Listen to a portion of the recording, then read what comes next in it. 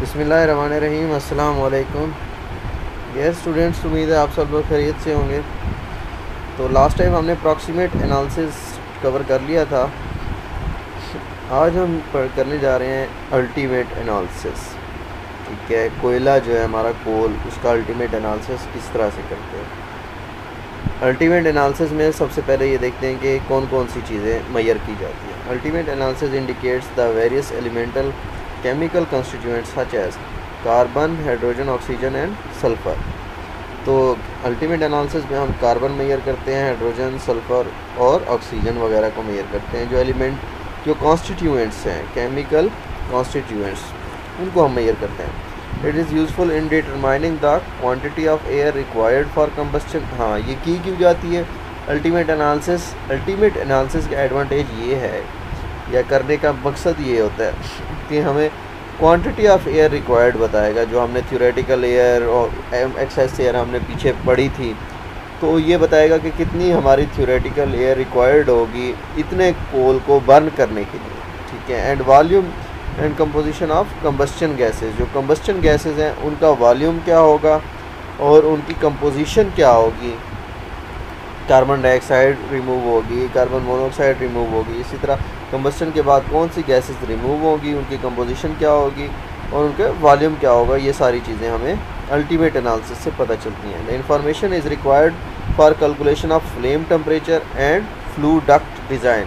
जो flu duct design है उसके लिए और फ्लेम टेम्परेचर की कैलकुलेशन के लिए हमें इसको देखा जाता है। Storage, handling and preparation of coal. Store किस तरह करते हैं, हैंडल किस तरह करते हैं और कोल को प्रिपेयर किस तरह से करते हैं, ये चीज़ें इसमें हम देखेंगे। Uncertainty in the availability and the transportation of fuel necessities, storage and subsequent handling. Stocking of coal has its own disadvantages like buildup of inventory space constraints, deterioration in the quality and potential fire hazards. Other minor losses associated with the storage of coal include oxidation, wind and carpet loss. अब जो हम fuel को store करना चाहते हैं उसके लिए हमने देखना है कि कोई इसका हैज़र्ड ना हो, ख़तरा ना हो, ऐसी जगह ना हो जहाँ पर कोई फायर करीब हो। ठीक है, अगर करीब होगी तो हमारे पास वो हैज़र्ड है, फायर हैज़र्ड है। इसके अलावा दूसरे लॉसेस भी ना हो, ऑक्सीडेशन की मदद से जो लॉस हो जाता है कोल का, या दूसरे विंड और कॉर्पेट लॉस, दूसरे लॉसेस जो हैं वो ना हो। स्टोर हमने ऐसी जगह पे करना है। 1% oxidation of coal has the same effect as 1% ash in the coal. जितनी हमारी ऑक्सीडेशन होगी वो उतनी ही नुकसानदेह है जितनी ऐश हमारी प्रेजेंट होती है कोल में। ठीक है, अगर 1% ऑक्सीडेशन हो जाती है कोयले की तो वो उतना ही नुकसानदेह है जितना कि 1% हमारी ऐश कंटेंट कोल में अगर बढ़ जाने से होगा। विंड लॉसेस में account for nearly 0.5 to 1% of the total loss.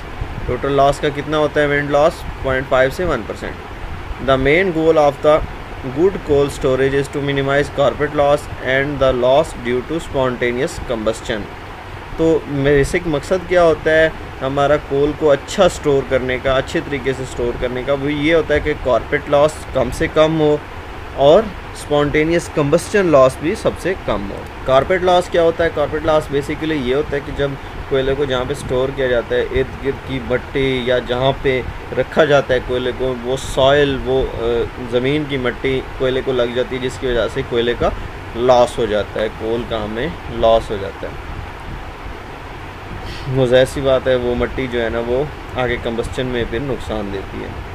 On the other hand, gradual temperature builds up in the coal heap on account of oxidation में lead to spontaneous combustion of coal in the storage.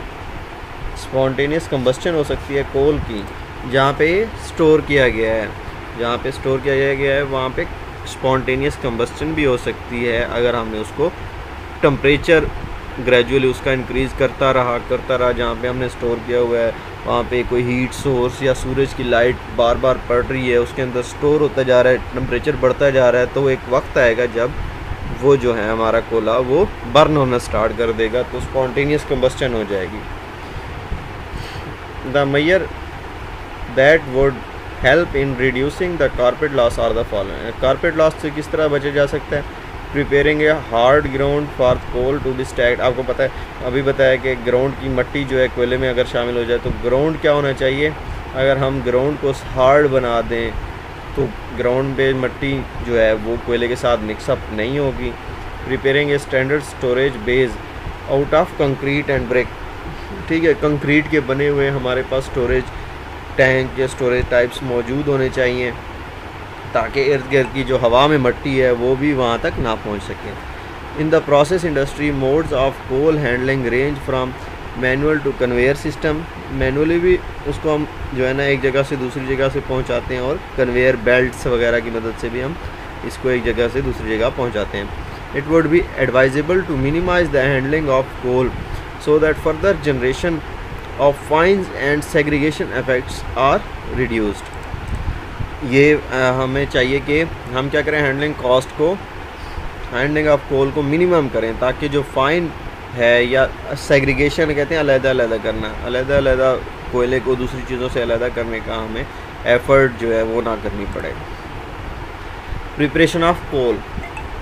कोल को हम किस तरह से prepare करते हैं burning के लिए? Preparation of coal prior to feeding into the boiler is an important step for achieving good combustion. Good combustion के लिए हमने कोयले को किस तरह से प्रिपेयर करना है, वो एक बहुत इम्पॉर्टेंट चीज़ है। ठीक है, ताकि हमें अच्छी कंबस्टन हो सके, अच्छी हीट मिल सके कोयले से। Large and irregular lumps of coal में काज द फॉलोइंग प्रॉब्लम।